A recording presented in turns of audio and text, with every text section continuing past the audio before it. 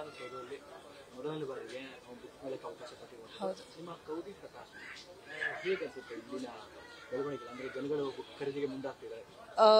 ಅದೇ ಸರ್, ನಾನು ಪ್ರತಿ ಸಲ ಹೇಳೋ ಹಾಗೆ ಓದುಗರಿದ್ದಾರೆ, ಬಟ್ ಈ ತರ ಮೇಳಗಳು ಏನಾಗುತ್ತೆ ಅಂತಂದ್ರೆ ನಮಗೂ ಮತ್ತೆ ಪ್ರಕಾಶಕರಿಗೂ ಮತ್ತೆ ನಾವು ಪ್ರಕಟಿಸುವಂತ ಪುಸ್ತಕಗಳನ್ನ ತಗೊಳ್ಳೋದಕ್ಕೆ ಜನರಿಗೆ ಒಂದು ಕನೆಕ್ಟಿಂಗ್ ಪಾಯಿಂಟ್ ತರ ಈ ಮೇಳಗಳು. ಸೊ ಈ ತರದ್ದಾದಾಗ್ಲೇ ನಾವು ಜನರು ಬರೋದು ಮತ್ತೆ ಕೊಂಡ್ಕೊಳ್ಳೋದಕ್ಕೆ ಯಾವ್ಯಾವ ತರದ ಪುಸ್ತಕ ಬಂದಿದೆ ಅಂತ ಗೊತ್ತಾಗೋದು ಈ ತರ ಮೇಳಗಳಾದಾಗ. ಆಮೇಲೆ ವಿಧಾನಸೌಧ ಯಾವಾಗ್ಲೂ ಸಹಿತ ಜನಗಳಿಗೆ ಅದು ನಾವು ಹೋಗುವಂತ ಜಾಗ ಅಲ್ಲ ಅಂತ ಅನ್ಸುತ್ತೆ, ಏನೋ ಒಂಥರ ಭಯಂಕರವಾಗಿ ಕಾಣಿಸುತ್ತೆ. ಆದ್ರೆ ಇದು ಈ ಮೇಳ ಇಲ್ಲ ಆಗ್ತಾ ಇರೋದು, ಎಸ್ಪೆಷಲಿ ಮೇಳ ಆಗ್ತಾ ಇರೋದು ಜನಗಳು ಮತ್ತೆ ಜನಪ್ರತಿನಿಧಿಗಳು ಮತ್ತೆ ಪ್ರಕಾಶಕರು ಇವರೆಲ್ಲರೂ ಸಹಿತ ಕನೆಕ್ಟೆಡ್ ಆಗಿ ಇರೋದಕ್ಕೆ ಸಾಧ್ಯ ಆಗಿದೆ. ಸೊ ವ್ಯವಸ್ಥೆ ಎಲ್ಲ ತುಂಬಾ ಚೆನ್ನಾಗಿ ಮಾಡಿದ್ದಾರೆ. ಅಂದ್ರೆ ಇದು ಪ್ರತಿ ವರ್ಷ ಇದು ಆದ್ರೆ ತುಂಬಾ ಒಳ್ಳೇದು ಅಂತ ನನಗನ್ಸುತ್ತೆ. ಅಂದ್ರೆ ಓದುಗರಿಗೆ ಈ ತರದ್ದು ಬೆಂಗಳೂರಲ್ಲಿ ಆಗೋದು ತುಂಬಾ ಮುಖ್ಯ ಅಂತ ನನಗನ್ಸುತ್ತೆ ಸರ್.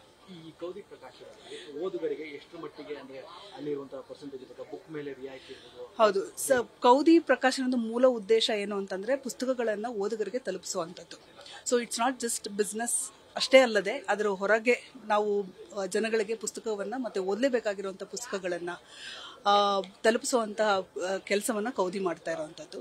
ಸೊ ಸ್ಟೂಡೆಂಟ್ಸ್ಗೆಲ್ಲ ನಾವು 50% ಡಿಸ್ಕೌಂಟ್ ಕೊಡ್ತಾ ಇದೀವಿ. ಎಸ್ಪೆಷಲಿ ಸ್ಟೂಡೆಂಟ್ಸ್ಗೆ, ತುಂಬಾ ಜನ ಸ್ಟೂಡೆಂಟ್ಸ್ಗೆ ಓದಕ್ಕೆ ಇಷ್ಟ ಇರುತ್ತೆ, ಪುಸ್ತಕಗಳನ್ನ ತಗೊಂಡು ನೋಡ್ತಾರೆ, ಅವ್ರ ಆಸೆಗಣ್ಣಿನಿಂದ ನೋಡಿದಾಗ ನಮಗೆ ಇಲ್ಲ ಇದು ತಲುಪಬೇಕಾಗಿರುವಂತ ಪುಸ್ತಕಗಳು ಅಂತ ನಾವು 50%ಗೆ ಕೊಡ್ತಾ ಇರುವಂತದ್ದು ಕೌದಿಯಿಂದ ಇದಾಗ್ತಾ ಇರುವಂತದ್ದು. ಮತ್ತೆ ಬೇರೆ ಎಲ್ಲ ಪುಸ್ತಕಗಳು ಇದಾವೆ, ಪ್ರಿಯಾಂಬಲ್ ಇದೆ. ಸೊ ಸಂವಿಧಾನ, ನಮ್ಮ ಮೂಲ ಉದ್ದೇಶ, ಕೌದಿಯ ಮೂಲ ಉದ್ದೇಶ ಏನಿದೆ ಅದು ಎಲ್ಲರಿಗೂ ಸಹಿತ ತಲುಪಬೇಕು ಅನ್ನೋದು ನಮ್ಮ ಉದ್ದೇಶ. ಸೊ ಹಾಗಾಗಿ ಹೆಚ್ಚು % ಡಿಸ್ಕೌಂಟ್ ಅನ್ನು ಕೊಟ್ಟು ನಾವು ಜನಗಳಿಗೆ ಪುಸ್ತಕಗಳನ್ನ ತಲುಪಿಸ್ತಾ ಇರುವಂತದ್ದನ್ನು ಮಾಡ್ತಾ ಇದ್ದೀವಿ. ಹೌದು, ಖಂಡಿತ ಇದೆ ಸರ್. ಅಂದ್ರೆ ಫಸ್ಟ್ 2 days ಏನಿತ್ತು ಅಂತಂದ್ರೆ ಸ್ವಲ್ಪ ಕಡಿಮೆ ಇತ್ತು ಫ್ಲೋ, ಬಟ್ ಇವತ್ತು ಮತ್ತೆ ನಾಳೆ ನಮಗನ್ಸಿದ್ದು ಇವತ್ತು ತುಂಬಾ ಜಾಸ್ತಿ ಜನ ಇದ್ದಾರೆ. ಮತ್ತೆ ನಾಳೆ ಇವತ್ತು ಹಾಫ್ ಡೇ ವರ್ಕಿಂಗು ಆ ತರದೆಲ್ಲ ಇದೆ. ಭಾನುವಾರ ಇನ್ನೂ ಹೆಚ್ಚಿನ ಸಂಖ್ಯೆಯನ್ನು ನಾವು ನಿರೀಕ್ಷಿಸ್ತಾ ಇದ್ದೀವಿ. ಯಾವ ಸ್ಟಾಲಲ್ಲೂ ಸಿಗದಿರುವಂತಹ ಒಂದಷ್ಟು ಪುಸ್ತಕಗಳ ಹೆಸರು ಹೇಳೋದಾದ್ರೆ ಕೊನೆಯದಾಗಿ ಅವರಿಗೆ ನೋಡುವಂತವ್ರಿಗೆ ಹೇಳೋದಾದ್ರೆ ಬನ್ನಿ ಅಂತ ಇಲ್ಲಿ ಹೇಳೋದಾದ್ರೆ ಅದು ಸರಸ್ವತಿ ಅವರದು ನಾವು ಇತ್ತೀಚೆಗೆ ಜುಬಾನ್ ಪಬ್ಲಿಕೇಶನ್ ಇಂದ ಒಂದು ಪುಸ್ತಕವನ್ನ ಇದು ಮಾಡಿದೀವಿ ಸರ್, ಟ್ರಾನ್ಸ್ಲೇಟ್ ಮಾಡಿಸಿದೀವಿ.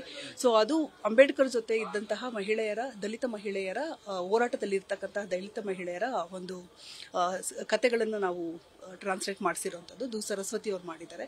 ಆ ಪುಸ್ತಕನ ಖಂಡಿತ ತಗೊಳ್ಬಹುದು. ಮತ್ತೆ ನುಡಿಕಂಡಾಯ ಅಂತ ಒಂದು ಪುಸ್ತಕ ಇದೆ, ಜೈಬೀಮ್ ಇದೆ.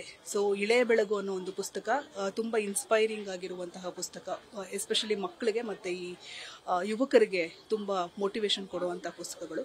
ಈ ಪುಸ್ತಕಗಳನ್ನೆಲ್ಲ ಅವರು ಇಲ್ಲಿ ಬಂದು ತಗೊಳ್ಬಹುದು. ಹೆಚ್ಚಿನ ಸಂಖ್ಯೆಯಲ್ಲಿ ಬರಬೇಕು ಜನ, ಖಂಡಿತ ಪುಸ್ತಕಗಳನ್ನು ತಗೊಳ್ಳಿ, ಪುಸ್ತಕಗಳನ್ನು ಓದಿ. ಹೆಚ್ಚು ಜನ ಈಗೆಲ್ಲ ತುಂಬಾ ಮೊಬೈಲ್ಗಳಿಗೆ ಅಡಿಕ್ಟ್ ಆಗಿರೋದ್ರಿಂದ ಈ ಪುಸ್ತಕ ಓದು ಅನ್ನೋದು ಏನಿದೆ ಅದು ತುಂಬಾ ಮುಖ್ಯವಾಗಿರುವಂತದ್ದು. ಸೊ ಪುಸ್ತಕದ ಒಂದು ಜೊತೆಗಿನ ಒಂದು ಸಂಬಂಧವೇ ಬೇರೆ, ಮೊಬೈಲ್ಗೂ ಮತ್ತೆ ಪುಸ್ತಕದ ಜೊತೆಗಿರೋ ಅನುಭವವೂ ಬೇರೆ. ಸೊ ಅನುಭವವನ್ನ ತಾವೆಲ್ಲರೂ ಇಲ್ಲಿಗೆ ಬಂದು ಅನುಭವಿಸಬೇಕು ಅಂತ ಕೇಳ್ಕೊಳ್ತೀನಿ. ಸೊ ಹೆಚ್ಚಿನ ಸಂಖ್ಯೆಯಲ್ಲಿ ಮಕ್ಕಳನ್ನ ಕರೆತನ್ನಿ. ತುಂಬಾ ಜನ ಇಲ್ಲಿ ಬರ್ತಾರೆ, ಮಕ್ಕಳ ಪುಸ್ತಕಗಳನ್ನ ನೋಡ್ತಾರೆ, ಅವ್ರಿಗೆ ತುಂಬಾ ಕೊಂಡ್ಕೊಳ್ಳೋಕೆ ಇಷ್ಟ ಇರುತ್ತೆ. ಸೊ ಇಲ್ಲಿ ಬಂದು ತುಂಬಾ ಮಕ್ಕಳ ಪುಸ್ತಕಗಳಿದಾವೆ, ನಮ್ಮಲ್ಲೂ ಮಕ್ಕಳಿಗೆ ಇರುವಂತಹ ಪುಸ್ತಕಗಳಿದಾವೆ. ಸೊ ಹೆಚ್ಚಿನ ಸಂಖ್ಯೆಯಲ್ಲಿ ಮಕ್ಕಳಿಗೆ ಪುಸ್ತಕದ ಒಂದು ಅಭಿರುಚಿಯನ್ನ ರೂಢಿಸುವಂಥದ್ದು. ಮತ್ತೆ ನಾವು ಕೌದಿಯಿಂದ ಪ್ರತಿ ವಾರ ಅಥವಾ 15 ದಿನಕ್ಕೊಂದ್ಸಲ ನಾವೇನ್ ಮಾಡ್ತೀವಿ ಅಂದ್ರೆ ಮಕ್ಕಳುಗಳನ್ನ ಆ ಏಜ್ ಗ್ರೂಪ್ಗೆ ಆಗುವಂತಹ ಒಂದು ಕಂಟೆಂಟ್ ಅನ್ನ ತಗೊಂಡು ನಾವು ಅವರಲ್ಲಿ ಅಭಿರುಚಿಯನ್ನ ಬಿಲ್ಡ್ ಮಾಡಬೇಕು ಅನ್ನೋ ಕಾರಣಕ್ಕೆ ಆ ಒಂದು ಇದನ್ನ ನಾವು ಆನೇಕಲಲ್ಲಿ ಪ್ರತಿ ತಿಂಗಳು ಮಾಡ್ತೀವಿ. ಸೊ ಆ ತರದ್ದು ಹೆಚ್ಚು ಆಗಬೇಕು, ಮತ್ತೆ ಹೆಚ್ಚು ಸಂಖ್ಯೆಯಲ್ಲಿ ಜನರು ಬಂದು ಪುಸ್ತಕಗಳನ್ನ ಕೊಳ್ಳಬೇಕು. ಆಮೇಲೆ ವಿಧಾನಸೌಧದಲ್ಲಿರುವಂತಹ ಇಲ್ಲಿರೋ ವಿಕಾಸಸೌಧದಲ್ಲಿ ತುಂಬಾ ಜನ ಅಫಿಷಿಯಲ್ಸ್ ಇದ್ದಾರೆ, ಅವರೆಲ್ಲರೂ ಬಂದು ಪ್ರಕಾಶಕರನ್ನ ಪ್ರೋತ್ಸಾಹಿಸಬೇಕು ಅಂತ ನಾನು ಕೇಳ್ಕೊಳ್ತೀನಿ. ನ್ಯೂಸ್ ಫಸ್ಟ್, ನಿರ್ಭೀತಿಯಿಂದ ನಿಮ್ಮ ಪರವಾಗಿ.